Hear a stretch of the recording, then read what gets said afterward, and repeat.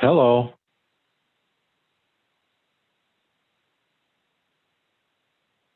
Hello.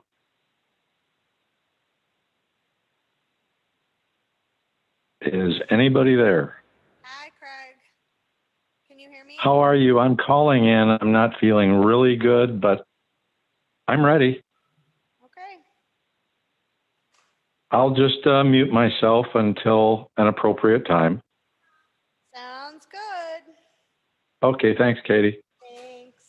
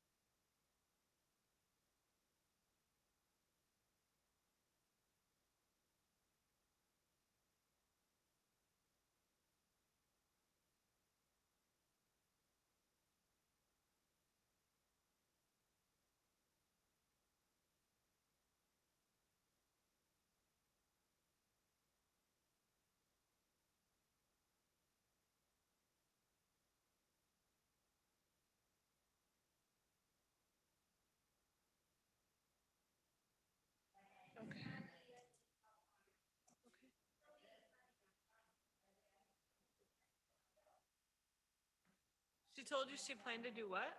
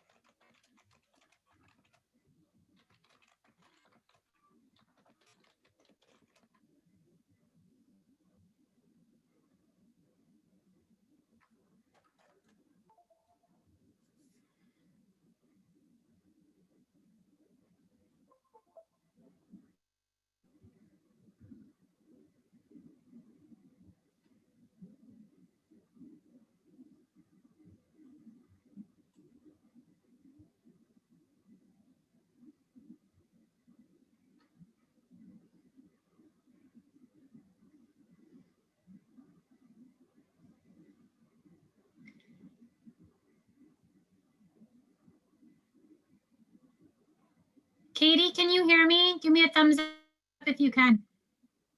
I can't hear any of you.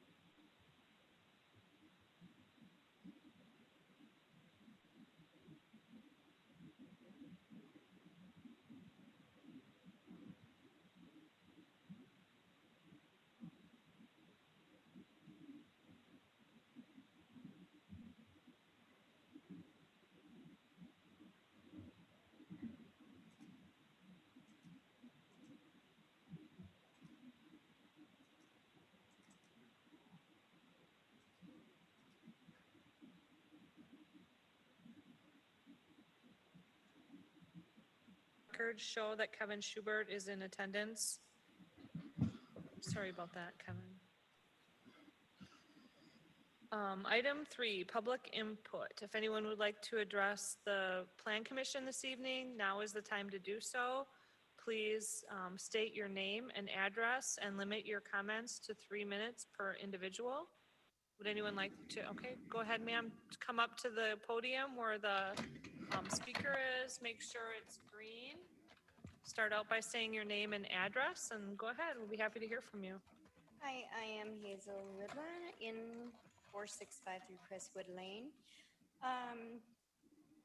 When there was some building going on before, and now there may be some more going on here soon. And I had issues then, and I still have road issues, safety issues. I have my property for sale, so it may not concern me, but I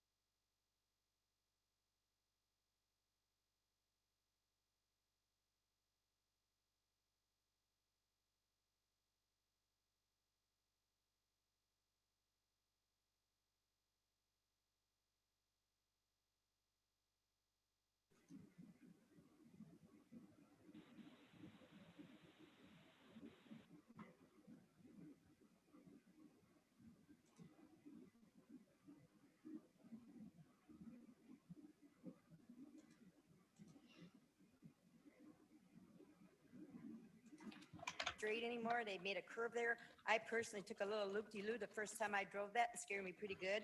So I know personally that's pretty dangerous. These cars are not supposed to be parking in them apartments down there, but they do, and it's supposed to be one of the rules. So it's skinny, or than it should be at times. I wrote a little list. And it's nothing against any developers or anything. I know the world's got to go on, but I'm hoping they can see things as safety for everybody concerned. And we're talking about hundreds, maybe up to 1,000 people, if I'm reading this right, could be in this new area. That's huge. All right. And so it's just, and I think, and I had an issue, and I'm so glad they put that new light out there already on the other one where they did. because the cars were coming off that hill, but I heard somebody else had something to do with it, and boy, I praise them. I'll let them know, because that light, even though you can't always turn out there, but the people come off the hill, you don't realize how fast they're coming off that Nathan Hill down through there when you're pulling out of there. A lot of people may not realize it. Was a very dangerous thing. My hill in Crestwood Lane, where I live, in the wintertime, there are sleepy days. I had people parked in my driveway because they couldn't make it. And I had 2 houses above me. Now I can imagine this all get built in. You know, they need to be another way out in case there's problems. All right. And if there's anything else I need to talk about, I'll talk about it later. But at least those safety issues, I wish somebody would take that in mind and help figure out how they can get that done immediately without we deal with this construction work on this other project forever. And I'm hoping they find another way in, so we're not just always dealing with that there. Unless I'm not there, and then I'll be happy. So thank you. Thank you, ma'am. Would anyone else like to address the council? Do you see anyone online, Katie? Or whoever's, Stacy? Yep, come on up, state your name and address, and this is anyone's chance. You can talk about anything. Yep. Good afternoon. My name's John Noble, N4915 Clifford Drive, and I got some questions regarding parcel at the end of Clifford Drive, the 32 acres that MBC currently has with the town on Alaska. Apparently, it's no longer beneficial to them to keep it. I don't know why. There's nothing stated in the or online, so I just have some questions regarding that. Was that parcel offered to other conservation organizations? And will hunting be offered, or like squirrel hunting, turkey hunting, deer hunting be offered by the city if they acquire it? And will there be weapon restrictions for that parcel? Is there any plans? What are the plans for developing that as far as the city goes once they acquire it? And I think that's all I have at this time. Okay, thank you. And I guess I kind of misunderstood your question because we are having a public hearing later, but it's perfectly fine to speak here too. Yep, that's fine. Anyone else? Anyone else wishing to give public input tonight? Third and final call for public input. Okay, the public input portion of this meeting is now closed, and we will move on for consideration and possible action on the following items. Item 4 is a public hearing to annex land from the town of Onalaska to the city of Onalaska, 32.17 acres at the end of Clifford Drive, Onalaska, Wisconsin, 54650. This is tax parcel ID number 10-1-0, and the applicant is the Mississippi Valley Conservancy. Anyone wishing to speak in favor of this annexation, now is the time to do so. Again, come forward, state your name and address, and limit your comments to 3 minutes. And just to remind everyone, when it's a public hearing, it's not a dialogue, so you just go ahead and say what you want to say, and we'll definitely be listening. And then when the public hearing closes, then we'll discuss it. So anyone wishing to speak in favor of the annexation of the property at the end of Clifford Drive? Second call for anyone wishing to speak in favor. Third and final call if anyone would like to speak in favor of the annexation. Okay, that part of the public hearing is now closed. Anyone wishing to speak against the annexation, now is the time to do so. Come on up, state your name and address. Oh, come all the way up first. Name and address, and then go ahead. Laura Portugal, and I live at N4914 Clifford Drive. I'm not necessarily against it, but as Mr. Noble said, I'm also very concerned about what the city is planning on doing with the land. And if they're planning on altering it in any format, then I definitely have issues. If they're planning to keep it in nature preserve, also many backyards back up to that land. And so I am also as well concerned about the hunting aspect of it, if you plan on expanding the hunting availability there. Okay. And I have not heard any plans from the city except for that y'all are gonna take it over. So is that gonna be discussed at all? As to what the city plans on doing it if they do annex it? I don't think that's going to be part of this discussion this evening. So just that you're gonna I annex mean, it? I mean, you can say that's your concern and we'll note that and we'll be discussing it in the next portion. Okay, so it is going to be discussed as to, at a later date, or now y'all are gonna discuss what you plan on doing with it? This isn't a dialogue though, so you can express that that's your concern and then we will discuss that in the next part of the meeting. Okay, so those are my big concerns, that many backyards do back up to it, people with kids live in those neighborhoods, so if there is hunting, that's obviously not a good thing. So, Okay. and to keep the integrity of the neighborhood as well as keeping it a nature area. Thank you. Okay. Mr. Noble, did you want to come up and restate your concerns?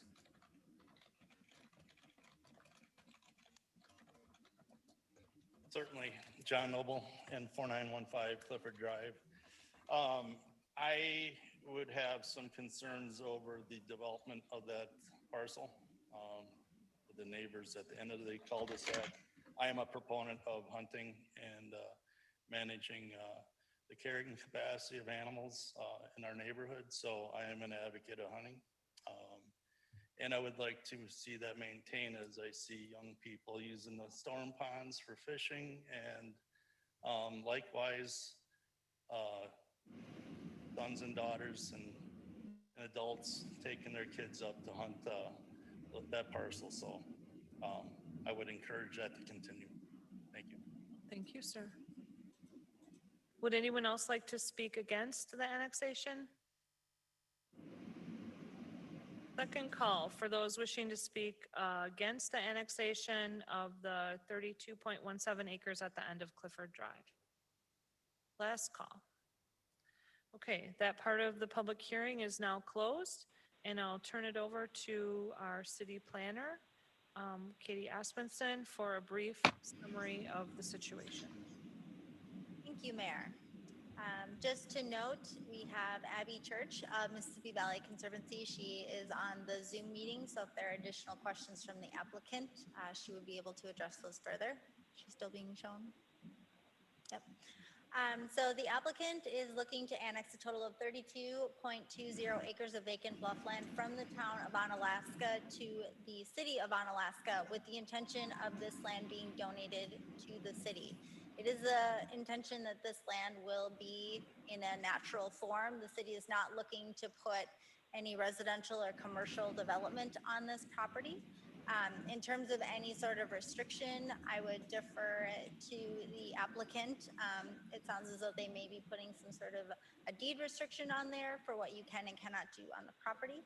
And any questions related to hunting, I would refer to our Dan Wick, our Park and Rec Director, who is fully aware of this Onalaska's hunting program and how that would be impacted. Thank you, Katie. We'll turn this matter over to the Plan Commission. What is your pleasure? Can we verify if Craig has joined us online? Craig, are you there? Do you think he's there, Stacy?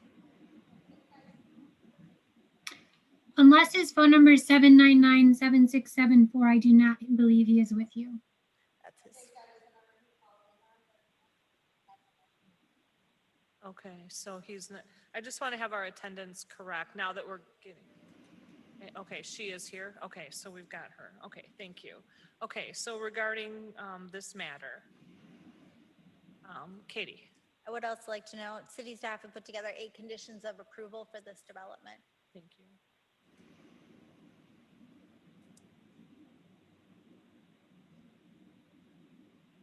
Did you say that there's someone on the phone that can answer some of the questions of any of the intent that they were going to do? Who was that? Abby Church. Could Abby maybe just speak on some of those questions and concerns if she's available? Go ahead, Abby. I sure can. I'm Abby Church, Conservation Director for Mississippi Valley Conservancy. A little bit of history about this property. Mississippi Valley Conservancy and the City of Onalaska signed an agreement for the Onalaska Natural Lands Protection Program, in which the city provided funding for land acquisition, and we were able to leverage that funding to purchase this specific property and others that are identified within the Onalaska Central Greenway Plan. And part of that agreement was that we would transfer the land to the city subject to a conservation easement. So the intent and purpose of this property is to maintain it as a nature preserve, open to the public for hiking, hunting, bird watching, and things like that. And we will retain a conservation easement so that at no point in the future could the land be converted to an incompatible use. It is required by law, both through the conservation easement and the DNR grant contract for this parcel, that it may not be developed, subdivided, or otherwise used for purposes that are not compatible with public recreation and wildlife habitat. Thank you, Abby. I just wanted to make sure that we got understood that. I think that helps, to understand that its real purpose is to keep it in its natural state. Commissioners? I'll make a motion that we annex the land from the town of Onalaska to the city of Onalaska, 32.17 acres at the end of Clifford Drive, Onalaska, Wisconsin, 546. Applicant from the Mississippi Valley Conservatory is noted in agenda number 4. With the 8 conditions. With the 8 conditions. Thank you. I'll second that motion. Okay, we have a motion on the floor by Tom Smith, seconded by Newt Temte. Is there any other discussion? I have a question. I'm Gargi, and I'm just being nitpicky maybe because in the report, this says a total area of 32.20. And in the form where request for annexation review, it says 32.17. And Mayor Smith, you just say 32.15. So I guess I just want to make sure there's just one number. And which one is that? Thank you. Katie? So I rounded up for ease, so that's why my number is a little different, but it is what it is shown on the legal description for the formal annexation map, which is 32.2. Their map says 32.20. And the acres 32.17. I believe it's 32.20 because that's what the Okay. map is. And if there's any discrepancy, that would be addressed at the state level. Thank you. It was just a roundup for the, okay. Madam Mayor? Yes. Craig, is that you? Yes. I've got a question, and I don't know if Kevin or Katie want to field this. One of the conditions as listed in the staff report, actually a couple of them, talk about high pressure zone fees and sanitary sewer fee.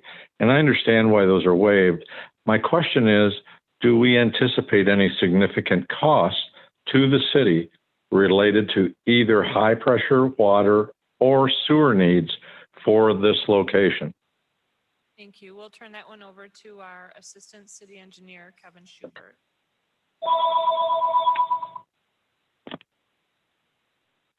Craig, no, we do not anticipate any costs. I would believe that those fees were included on the agenda tonight and noted as waived just because the parcel in question could have been served by those zones.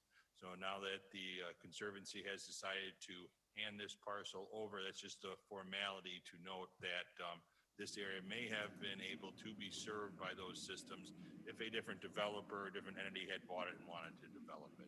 Now that the Conservancy has it and is turning it over to the city in which would become a natural area, that's just a formality that we note that those have been waived because they do lie within the boundaries that were initially established for those zones.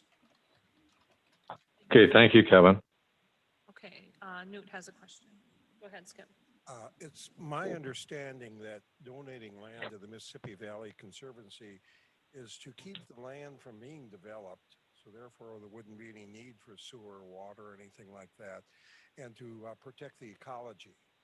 So I see that by their mission, to my best understanding, that this land then is undevelopable because it belongs to them.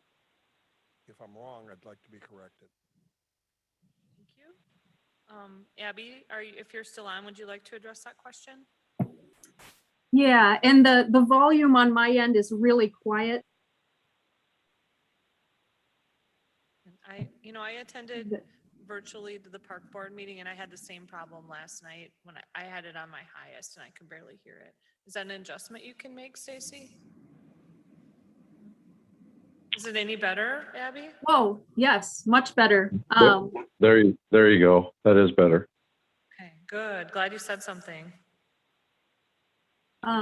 So I think the question was, and clarify if I didn't get this right, was that land donated to the Conservancy was already undevelopable.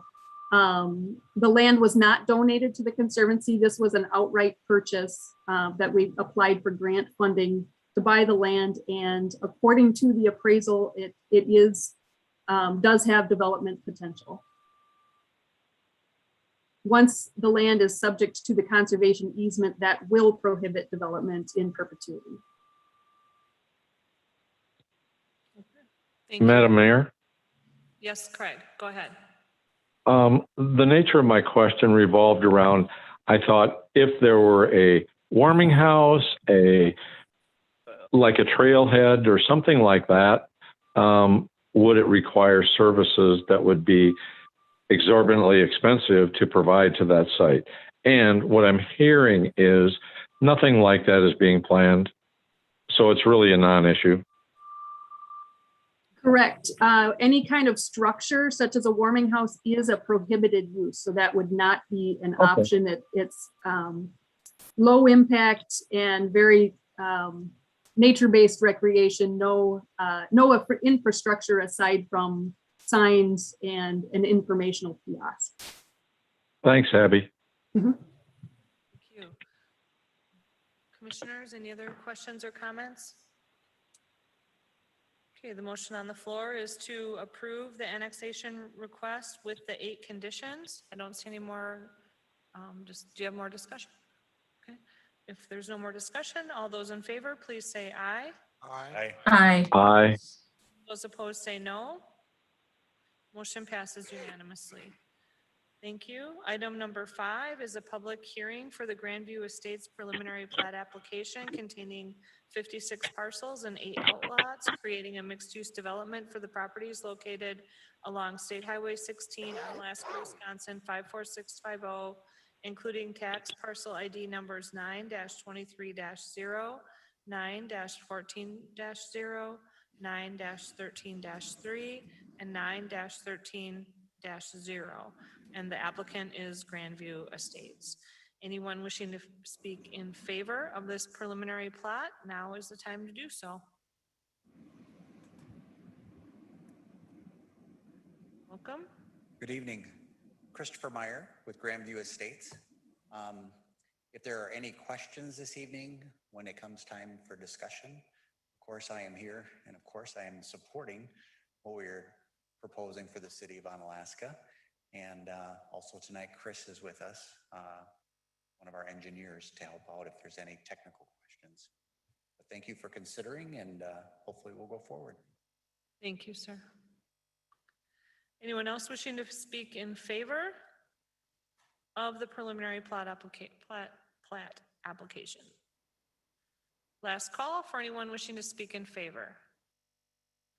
Okay, that part is closed. Now anyone wishing to speak against the preliminary plat application, now would be the time to do so. Come up and state your name and address, and you will have 3 minutes. Second call for anyone wanting to speak against the Grandview Estates preliminary plat. Okay. Yeah, that's okay. I think we all heard her. Yep, that's fine. Thank you.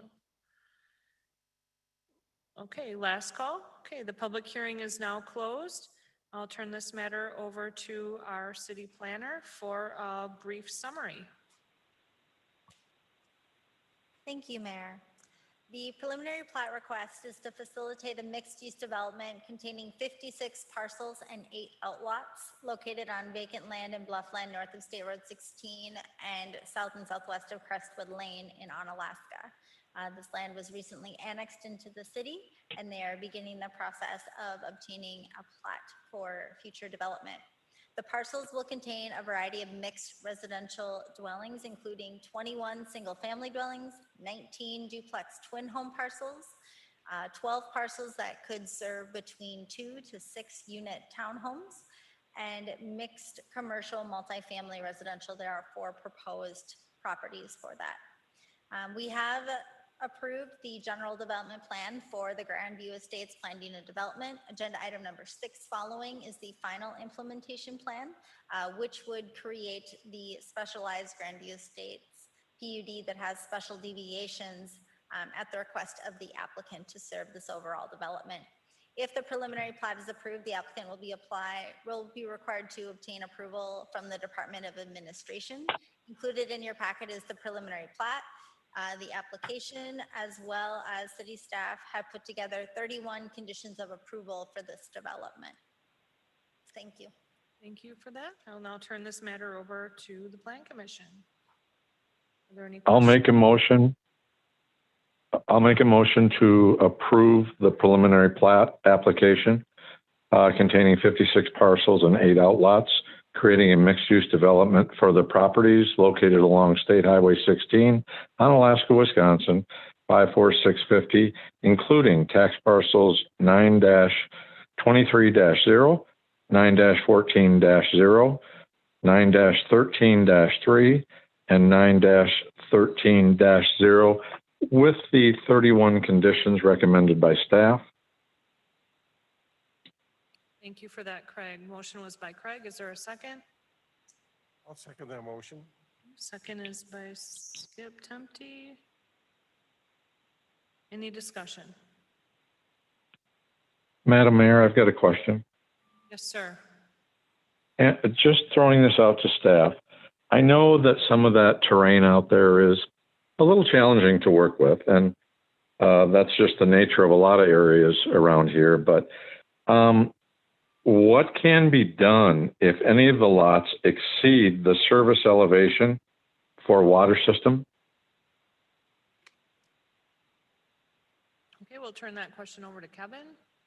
Yeah, Craig, yes, similar to other developments in the area, one of the conditions listed tonight does state the city's maximum elevation that we can serve, and also states at this maximum elevation, we are only requiring the DNR minimum water pressure, which is 35 pounds there. So we have made that known to the developer, and that is part of the condition. So this would be similar to other developments in this area where the city does currently have some limitations on the ability for water service, depending on how the developer and potential future property owners of all the lots choose to develop the lots. There are a few that will most likely lots that potentially would require an additional booster system within the residential property, just based potentially on the future owner's preference for water pressure.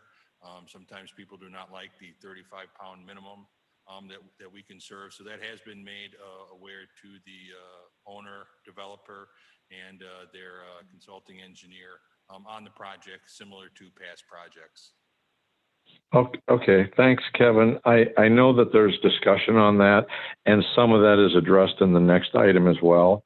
I know that the city generally tries to recommend something more than what is acceptable under Wisconsin DNR minimums. Yeah, correct. With some of the elevations that exist in this development, we are stretching our current system to the max. So we're at the very far reach of our high pressure zone in this area. It's just we just can't serve up to certain elevations within the city. So we do have restrictions, and the developer is aware of those restrictions for what existing city services, what the water utility can provide in this instance. Thank you, Kevin. Thanks, Kevin. Are there any other questions or comments? Okay, we do have a motion on the floor to approve the preliminary plat application for Grandview Estates with 31 conditions. All those in favor, please say aye. Aye. Aye. Those opposed say no. Motion carries unanimously. Thank you. Item 6 is the final implementation plan to create the Grandview Estates Planned Unit Development, PUD, containing 59 parcels and 8 outlots, creating a mixed-use development for the properties located along State Highway 16 on Alaska, Wisconsin, 54650, including tax parcel IDs numbers 9-23-0, 9-14-0, 9-13-3, and 9-13-0. The applicant again is Grandview Estates, and I'll ask Katie Espenson, our city planner, to give us a brief summary of this item. Thank you, Mayor. Included in your packet is an updated land use plan that defines the different proposed zoning, including mixed density residential, mixed use density for the low medium, medium high. So we have R1, R2, and R3, as well as the mixed use neighborhood MUN. This PUD is to facilitate, as stated previously, a multi-phased development with multiple uses. Overall, the number of lots from the general development plan to the final implementation was reduced. So a new zoning map, as stated, was brought forward. So I attempted to note lots 1 through 3, 1 through 5, and that depends. There's 2 1 through 3s, and that's because one is tied to a certified survey map and the other is tied to the preliminary plat, if there's any confusion related to that. And we have now have an updated zoning, which is included in the packet. The first request from the deviation from the Unified Development Code is that we have all of the zoning in place before we begin this process. So the first request is to instead have the land annexed in, zoned R1, and then if the preliminary plat and the final plat are approved, they will have to come back and rezone those areas on a lot by lot basis in order to make sure that what they proposed is in what it is in actuality. So if land changes hand in the future, what they've proposed is what the request is, and eventually that ask will fall away because it will be correct. And I can go into that in more detail if it's needed. City staff are in support of this request, as they will be required to rezone all these parcels after recording the certified survey map or final plat. Jumping to item number 4, yard setbacks. The applicant is requesting 2 setback deviations for this development. This is a slight variation from what they requested in the general development plan. The first is to establish special street yard setbacks for the following lots to accommodate building pads. This is a traditional ask that we see in bluffland development. They either want to be closer to the street or further from the street in order to find a development piece of land that's able to hold the house. In the case of lots 17 through 18 and 32 through 35, steep slopes are in the rear of the yard, which require a reduced or a shorter street yard setback, which is less than 25 feet. The applicant is requesting that the new minimum would be 18 feet from the right of way. In the case of lots 36 through 38 and 50 to 52, the proposed building pad location would exceed our maximum street yard, which is 40 feet. The additional setback is needed in order to accommodate longer driveways to access those building pad sites. City staff are in support of these variation requests as defined above for the reasons noted. This request again is common in subdivisions and planned unit development in bluffland areas. Jumping down to number 7 is common open space. The applicant is requested to reduce the 15% open space requirement to 13%. The 8 outlots are proposed to be dedicated to the city, serving as accessible open space in the form of stormwater ponds, filtration basins, tree preservation areas, and general open space. Originally, they asked to waive area in almost an entirety at approximately 6%. So city staff are in support of this request as they are at 13%, very close to our 15% minimum open space. Again, planning and developments are intended to allow for creative developments that do provide common open spaces. We believe that they have achieved that in this development. Lastly, in relation to our landscaping and retaining wall, the city does require any retaining wall is a maximum of 6 feet in height with a 3-foot wide boulevard before you can have another wall up to 6 feet in height. So due to some of the setbacks and the heights and the steep slopes, city staff are in support that if there's any retaining wall that's necessary in excess of 6 feet, that it be accompanied by a set of stamped engineered plans, which will detail proposed locations and heights. City staff have suggested that the maximum allowed height of any one wall would be up to 18 feet in height. And any wall in excess of 6 feet shall have a fence installed on the top of the wall, a minimum of 42 inches in height. This particular condition did come from our city engineer, making sure that we would be code compliant. City staff have put together a total of 19 conditions of approval for this development. Thank you for that, Katie. Commissioners? I have one question before I'll make a motion. Tom but, Smith? Yeah. Above, or maybe you answer that, it says 56 parcels and 8 outlets, and then here we have 59 and 8. Yeah, Katie. Yeah. Sure. So the 56 parcels are tied to the preliminary plat. Okay, I think you had mentioned, okay. We are the certified survey map. Okay, I need a clarification.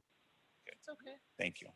Okay, then I'll make a motion that we approve the final implementation plan to create the Grandview Estates Plan Unit Development PUD containing 59 parcels and 8 outlots, creating a mixed-use development for the properties located along State Highway 16 on Alaska, Wisconsin 54650, including tax parcel number 9-23-0, 9-14-0, 913-3, and 913-0,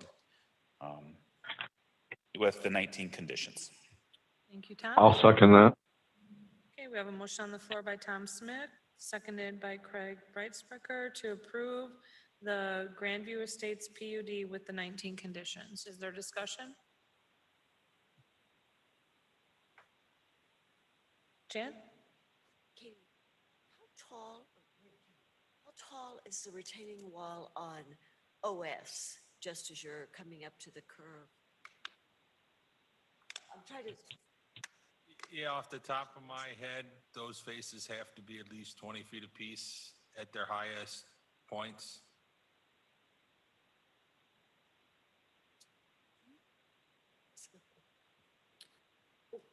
Okay, Jan, go ahead.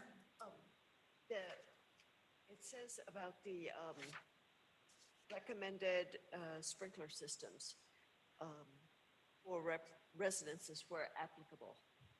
Do we specify that, or is that just at the developers and homeowners' discretion? Okay, so Katie, do you want to answer that? Otherwise, Troy is here. I'll give you a little bit of background and Troy can address anything further. So this is a condition that we have placed on Crestwood Estates, the development just north of this. So it's standard that we've been doing for properties that have in the Bluffland area. We have not been requiring sprinkler systems, but just recommending it. And to note that all these conditions will be recorded at the La Crosse County Register of Deeds. So should a person purchase one of these properties, they'll see these conditions. And it's our way of doing additional notification to future public. So they'll see that requirement and that may prompt a discussion, which is what we're hoping. But if Troy wanna add to that? They're still not required to. Welcome, Fire Chief Troy Goody. Yeah, that was my understanding too, Katie, that although we strongly encourage fire sprinklers for protecting property and lives, in some of these residential areas that we have limited access to, there was a decision that we could not require the residential sprinklers, but my understanding was that whoever the property owners would be, that would be building on that site would be notified or have information that it was recommended, or that they contact the fire department regarding residential sprinklers, so at least they're aware of our concerns. If something happened, the city and the fire department have zero liability on that. We should have zero liability. We can't force residential sprinklers on people in our city. That was my understanding at the time, and I know there was quite a bit of discussion over this. That is correct. We cannot by law require it. That was our city attorney, Amanda, chiming in. Madam Mayor? Yes, is it you, Craig? Yes, it is. Okay, go ahead. I know Troy and I have talked about this, Troy, for years, you know, and we've looked at sites, we've been out and looked around, and we understand how critical sprinklers are for some of these developments. I wish there was a way that we could do more than just recommend, but I would just throw out there to the developer, please strongly recommend. It's vitally important for all of us. That's all I had to say. Thank you. Thank you. Okay, any other comments or questions on that?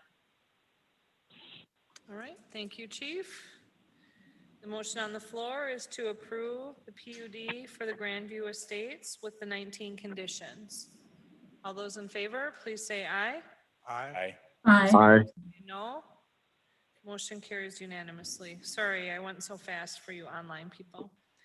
Okay, item 7, certified survey map to create 3 parcels, a total of 0.71 acres to allow for future multifamily developments off Crestwood Lane from tax parcel ID number 18-4483-501 and portions of tax parcels number 9-14-0 and 9-23-0.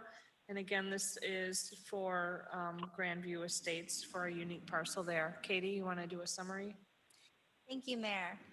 Grandview Estates LLC is proposing to reconfigure the above noted portions of tax parcels to accommodate future residential development. It lies east of Crestwood Lane and north of our new booster station. Lot 1 to contain 0.23 acres, Lot 2, 0.24 acres, and Lot 3, 0.24 acres for a total of 0.71 acres. The affected parcels are currently zoned R1 with a partial planned unit development. If approved, the final implementation plan by the Common Council for these parcels to be rezoned to the R3 district. As proposed, they meet the necessary dimensional standards for single family, 2 family, 0 lot line, and attached townhome or row house.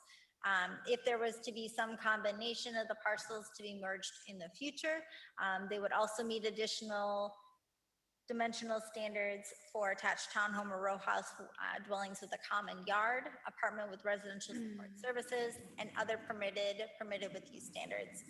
We want you to note that, so not all of those are currently possible, but if they do emerge in the future, they would have access to all the potential uses within the R3 district. City staff have put together 20 conditions of approval for this development. Thank you for that summary, Katie. What is the pleasure of the commission?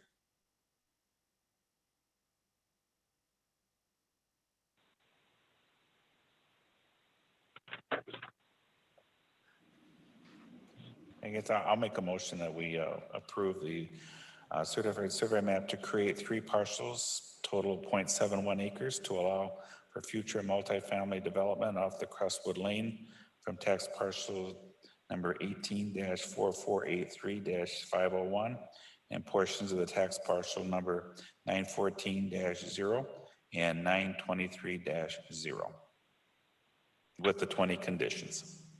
I'll second that. Okay, we have a motion on the floor by Tom, seconded by Craig to approve the certified survey map for Grandview Estates with the 20 conditions for these 3 parcels. Any further discussion?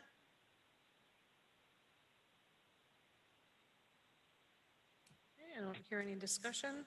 The motion on the floor is to approve with 20 conditions the certified survey map for the 3 parcels. All those in favor, please say aye. Aye. Aye. Those opposed say no. No, excuse me. Take that back. Some kind of meeting humor. Okay, motion Was passes it echo? unanimously. Seeing if everybody was awake. Item 8 is adjournment. Let's not let Tom make the motion. I don't want him voting no. Motion to adjourn. I'll make a motion. I'll make a motion for adjournment. Second. Okay, Craig makes the motion to adjourn. Kevin makes the second. All those in favor? Aye. Aye. Anybody is opposed? We are adjourned. The time is 7:50. Thank you, everyone. Thank you.